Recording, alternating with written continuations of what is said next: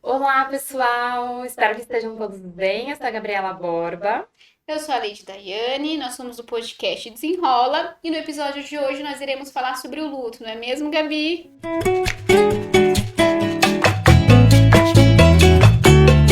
Isso, a gente sabe que é um tema tabu hoje em dia na sociedade. Justamente por isso que a gente quer falar sobre esse Exato. tema.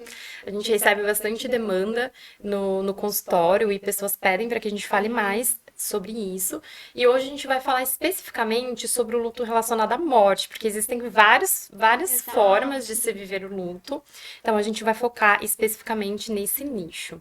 E já para a gente começar a introduzir o porquê que o luto é visto hoje como um assunto muito tabu, acho que vale trazer um pouco dentro de um contexto social como que essa ideia começou Sim. a ser formada. Então, tudo começa quando a morte ela era tratada de uma forma mais natural. Inclusive, os velórios eles aconteciam dentro das casas das Verdade. pessoas. Então, tudo fluía ali de uma forma muito mais natural. Com o tempo, a morte ela começou a ser vista como um fracasso da pessoa que parte, como se ela realmente perdesse o direito de viver. E isso começou a desenvolver algumas crenças que a gente foi carregando ao longo desses anos evolutivos. Também tem um aspecto super importante, que é o religioso. A gente não vai focar muito nesse aspecto, mas o que a visão religiosa traz dentro desse conceito de luto é uma dualidade. Então, ao mesmo tempo que ela possibilita enxergar o luto de uma forma divina, de uma forma inclusive esperançosa, de viver no paraíso, de viver uma vida após a morte mais feliz, num lugar agradável e tudo mais, ao mesmo tempo vem também o medo. O medo de não conseguir chegar nesse paraíso. E aí várias outras crenças são desenvolvidas a partir desse conceito. Com a vinda e a evolução da tecnologia e da medicina, a morte ela começou a ser vista como uma perda muito forte, uma perda muito mais intensa. Porque a medicina e a tecnologia em conjunto, elas conseguem prorrogar a vida com tratamentos, Sim. com alternativas de tratamentos que faz com que a pessoa ela consiga resistir a alguma doença ou a algo que tem a ver com a E se vitalidade. prende muito a, não, não tem mais nada que possa fazer, tem certeza, tenta, né? Tem muito essa questão de ficar refém da ciência, da tecnologia, e não, você precisa ver, deve ter mais alguma coisa, isso que você falou é muito importante. Exatamente. Então é muito comum a gente ficar preso nessas possibilidades que a tecnologia em conjunto com a medicina trazem. E com isso, o medo de ser vulnerável, de estar vulnerável ao sofrimento que o luto, que a perda de uma pessoa querida traz. A gente não se sente no direito de viver esse sofrimento. E muitas vezes a gente nem entende que isso é algo normal. Que Exato. existem fases que a gente precisa passar dentro desse processo que é super comum. Sim, a gente tem algumas fases. Não necessariamente a gente vai passar por todas elas e nessa ordem, né, que eu vou falar, mas é natural que a gente vivencie algumas dessas fases, como por exemplo a negação, né? Você negar que aquilo está acontecendo. E a raiva de ficar ali, o porquê que isso está acontecendo comigo não é justo, né? Que é a indignação daquilo ter acontecido. Exatamente. Ficar triste, né? Então, depois daquele processo, não é isso mesmo, e ficar triste, e ficar naquela tristeza, a barganha de querer negociar ali com o seu sofrimento, não, vai ficar tudo bem, nem é tudo isso, e aí, não, tá ok, deixa eu. Amanhã eu vou trabalhar mesmo assim, né? Porque tá tudo bem, então barganhar. A depressão, né? De ficar ali naquela melancolia. E por último, a aceitação. Então, apesar de existir essas fases, como eu falei, você não vai passar, sim, nessa ordem por todas, mas o que vai diferenciar o luto normal do luto patológico é se você fica preso a uma dessas fases. Aí isso é muito importante a gente colocar. Então, se você fica preso ali, como por exemplo na raiva, então isso não é justo, porque aconteceu comigo, não era para ser assim, eu não aceito isso. Você vai vivenciando aquilo, aquela raiva, e você vai ter uma dificuldade de enfrentar o processo natural da vida. E isso Uhum. pode desencadear, sim, uma depressão, num quadro depressivo, pode desencadear uma depressão, né? E a pessoa ter dificuldade de elaborar aquele luto. E isso justamente acontece pelo fato da gente não se permitir também sentir essa dor. Entender Sim. que é algo natural da vida e que a gente precisa passar por elas. E, consequentemente, grande parte das pessoas não pedem ajuda. As pessoas não pedem ajuda, quem está passando por esse processo. E nós também não somos ensinados como lidar com uma pessoa enlutada, uma pessoa que passa por isso. Sim. Tanto que, geralmente, quando existe uma perda, não sei se você passa por isso também, Leide, se você já passou alguma vez, mas eu, por exemplo, no começo ficava muito em dúvida, assim, o que que eu vou falar pra essa pessoa? O que que eu preciso falar alguma coisa pra ela se sentir melhor, porque eu sei que ela tá sofrendo. Então isso gera uma certa angústia, uma cobrança para que a gente ofereça pra ela o máximo de afeto que a gente puder. Sendo que, no fundo, o que a gente precisa é se deixar disponível para essa pessoa, para É, que ela se abra, para que ela tenha pelo menos para quem chorar, sim. para que a gente consiga acolher esse sofrimento. Então, tem muito isso também, que a É, gente não e é ensinado. exato, eu já passei por uma experiência de perder uma pessoa que eu amo muito, meu irmão. Ele faleceu com 18 anos. Lembro que na época eu tinha 20 e, assim, meus amigos me mandaram mensagem, todo mundo tentou ir ali pro velório. Isso foi muito importante pra mim, eu ver que eu tinha uma rede de apoio naquele momento, né?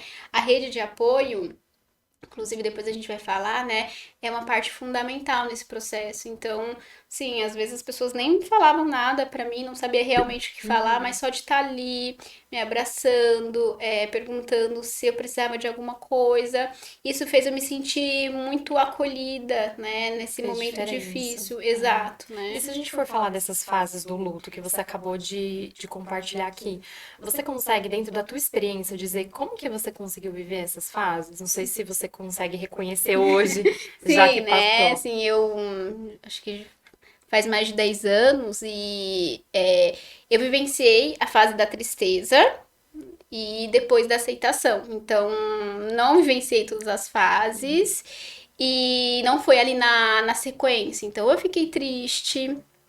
Foi um momento muito difícil, de dor, né? É impossível a gente não passar por esse momento sem sentir a dor, mas para mim era muito claro que não tinha, né, nada para fazer, que infelizmente ele tinha partido, né? Então eu sempre na minha família, a temática morte sempre foi muito vivenciada. Eu lembro quando eu era criança, a primeira vez que eu confrontei com o tema foi ali da morte do meu avô. E eu vi minha mãe muito triste, minha mãe chorava, chorava. E eu perguntei, mãe, o que que aconteceu? Seu avô morreu, e ela só falava isso, seu avô morreu. E dentro da minha cabeça eu não entendia muito bem, mas que morrer era algo triste, né? Então minha mãe ela não fantasiou que meu avô tinha virado estrelinha, né? Tinha ido morar no céu. Não, ela só falou assim: seu avô morreu. E aí eu entendi que era algo triste, Uhum. mas que uma coisa. E eu era muito pequenininha, e logo foi a minha avó, né, a paterna, a mesma coisa, meu pai triste, falando, né, a sua avó morreu. Então eu fui entendendo que a morte era algo triste, mas que era natural do processo da vida, Fazia né? parte, né? Inclusive, quando a minha mãe foi pro velório do meu avô, ela trouxe uma foto dele sendo velado no caixão. Uhum, Como uhum, para algumas culturas isso é muito normal e muito natural, né? Vivenciar mesmo essa partida. uhum. É, que é o que eu trouxe lá no começo. Sim, Antigamente era algo muito comum olhar a morte como uma fase da vida, como a finitude mesmo. E lidar com isso de uma forma que hoje a gente acha muito atípica, né? Muito sim. diferente, porque hoje em dia pensar em tirar foto de um velório é algo que não se pensa, Sim, e a minha né? mãe quis, né? Assim, era ali o momento da minha mãe. Ela tirou as fotos, revelou ainda na época aquelas, Uhum. né, de De filme, álbum. Uhum. exatamente. E até hoje tem essa foto no álbum da família, né? Então, Uhum. é sempre com muita naturalidade. Como eu falei, não quer dizer que não tem um sofrimento, né? Foi um momento Uhum. muito triste para minha família, mas eu me permiti sentir ali a tristeza. Uhum. O primeiro ano é mais difícil, inclusive, não se tem um tempo certo. Quando a gente fala, mas qual o tempo certo do luto? Isso não existe, né? Até porque depende muito da forma com que cada pessoa vai elaborar. Porque essa experiência que você trouxe, de quando você era pequena, que Sim. você foi acompanhando, comigo também não foi diferente. Eu sempre cresci percebendo que a morte era algo triste, que trazia sofrimento para as pessoas que ficavam. Então, a gente vai desenvolvendo algumas crenças de acordo com a nossa experiência de vida, de Sim. acordo com a nossa cultura, de acordo com aquilo que a gente tem a percepção sobre o mundo, a forma com que a gente interpreta o mundo. Sim. E isso vai fazer muita diferença quando a gente fala de um processo de luto. Exato, porque na TCC, né, que é a terapia que a gente trabalha, fala muito que não importa a situação, e sim a maneira como a gente interpreta. Então, essas vivências que a gente vai passando no decorrer da vida faz a gente ter uma interpretação sobre a morte, né? Então, se você ali é inserido em uma família, que a família ela nega o sofrimento, que ela não explica para a criança que existe sim criança que passa fome, que existe dificuldade, que a gente vai perder as pessoas que a gente ama, qual a interpretação que aquela criança, né, vai formar ao longo da vida? Que perder uma pessoa é algo inaceitável, né? Algo que não dá para vivenciar, que não dá para enfrentar. Então, a maneira como a gente é ensinada ao longo da vida sobre perdas e lidar com frustrações vai também fazer toda a diferença de como a gente vai lidar no processo de enfrentamento quando a gente perde uma pessoa amada. Até porque o luto, em si, olhando ele puramente, Sim, é a perda de uma pessoa que a gente ama, que a gente sim, gosta.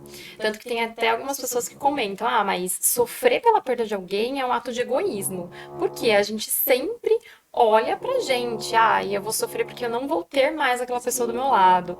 Eu vou sofrer porque eu não vou mais ter momentos agradáveis com aquela pessoa. Porque quando a gente perde alguém que a gente ama, alguém que a gente gosta, a gente vai deixar de ter aqueles reforços positivos que geralmente a gente tem na vivência do cotidiano. Além disso, o que vai diferenciar também o luto patológico do luto normal é o quanto de recursos que essa pessoa tem.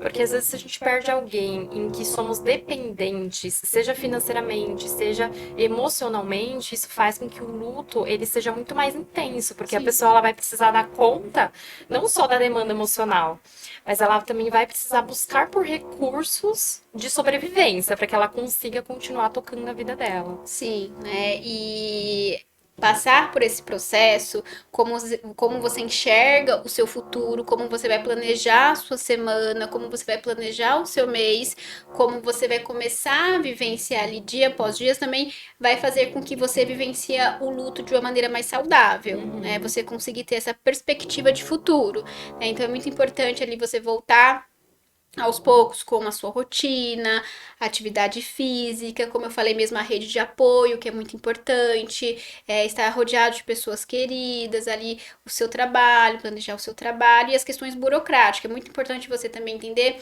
o que, que ficou ali de problema, o que, que você precisa lidar com aquele, né, o que, que ficou ali de problema e como você vai lidar com aquilo e como você vai fazer para resolver. Uhum.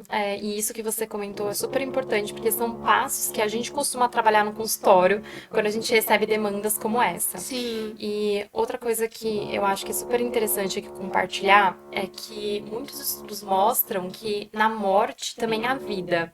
E que a gente precisa começar a enxergar também por esse ângulo. Por exemplo, recentemente, meu pai ele recebeu um diagnóstico de câncer. Tem mais ou menos uns 2 meses, 3 meses que isso aconteceu. E aí ele começou a passar por todo o processo de investigação, de exames e tudo mais. E quando ele começou a dar notícia para a família, ele mesmo fez questão de ir um a um, ele mesmo contar que ele tinha recebido esse diagnóstico. A primeira coisa que a gente pensa é: vai morrer em breve. Porque o câncer, ele é uma palavra que já é muito punitiva da gente ouvir, saber que sim, uma pessoa que a gente ama passa por isso, né? Que entra em todo aquele aspecto que eu comentei, da tecnologia, da medicina, que tem a capacidade de prorrogar a vida. Então a gente já cria uma esperança da sim. pessoa ter um bom tratamento, mas automaticamente a gente já tem essa preocupação com a perda. É algo que a gente simplesmente não escolhe. Vem os pensamentos e as preocupações. E aí ele contou desse diagnóstico e, obviamente, a família inteira ficou muito preocupada. Só que uma coisa que eu admiro muito nele que ele passou por todo esse processo de uma forma muito leve. Então, ele passou por todas as investigações, todo o mapeamento que precisava ser feito, ele passou por uma cirurgia, que foi uma cirurgia muito delicada, porque além dessa questão do câncer, ele tinha vários outros fatores de riscos que preocupavam a gente. Então, meu pai ele tem um quadro de diabetes, de hipertensão, então a gente já ficava bem preocupado. Então ele passou por todo o processo cirúrgico e a gente sempre acompanhando ali a todo momento e tentando dar para ele o aparato psicológico, mas ele estava tão em paz com tudo aquilo, ele estava tão feliz com a oportunidade de poder tratar, tão feliz com a oportunidade de poder fazer uma cirurgia, com a esperança de que tudo desse certo, que ele fez a cirurgia tem um mês, a recuperação dele foi excelente e ele hoje é muito grato pela vida. Justamente nesse conceito, que na morte a gente também pode enxergar a vida. Então, de um medo ali de que algo acontecesse com ele, ele começou a enxergar a vida de uma forma diferente. Sim. Então, ele começou a ficar muito mais ativo, ele sempre foi de gostar de praticar esporte, de andar de bike e tudo mais. E ele começou a fazer muito mais isso antes da cirurgia, porque ele sabia que ia trazer um benefício também para restabelecer o corpo, começou a cuidar muito mais da alimentação, passou pelo processo cirúrgico, continua se cuidando e ele tem assim um psicológico muito firme. Isso é importante, né? E o que eu falo muito, que você relatou, que se a gente não controla o sentimento, você ficou preocupada, né? O sentimento a gente nunca vai controlar, mas o que a gente faz quando a gente sente? Porque tem um ditado bem famoso que a dor, né, ela é inevitável, mas o sofrimento ele é opcional. Porque, tá, ali existe uma dor quando a gente recebe essa notícia. Mas o que você faz com isso? Então, se você fica no processo, como por exemplo, de negação, isso vira o quê? Um sofrimento. E não uma dor com começo, meio e fim. Como você não conseguiu controlar a preocupação. Mas o que você fez para durante aquele processo de tratamento conseguir, né, dar o apoio para o seu pai e passar por essa fase de uma maneira mais leve, se é o termo que eu posso utilizar Sim, aqui. sem dúvida. E tirar também como uma lição de vida. Então, eu sabendo do fator genético, que provavelmente eu carrego também, o que eu posso fazer para cuidar mais da minha saúde, pensando na longevidade, pensando em ter uma vida mais consciente. Então, isso sem dúvida fez muita diferença com esse processo todo. Ou seja, enxergar também o lado positivo das coisas, saber e conseguir lidar com tudo isso. Sempre como a gente interpreta. Então, eu lembro também que na fase do falecimento do meu irmão, eu interpretava, enxergava muito que sorte que eu tive de conseguir viver 18 anos com ele. Né? Então, olha que lindo isso. eu via muito dessa maneira, né? Como eu tive sorte de ser a irmã dele, né? Então, os amigos, até hoje, os amigos me mandam mensagem, seu irmão era muito querido, seu irmão era muito especial, e eu sempre, nossa, e fui eu que tive, né? Essa dádiva de ser irmã dele, né? Então, isso é muito importante. Isso faz parte da aceitação. Sim, quando da a gente fala daquelas aceitação. fases. Então, de olhar essa experiência como algo que foi bom. E se todo mundo vai passar por isso, eu não quero passar. Mas eu costumo utilizar uma frase que me ajuda muito. O porquê não comigo? Né? Se todo mundo passa por esses momentos que é da vida, o porquê não comigo?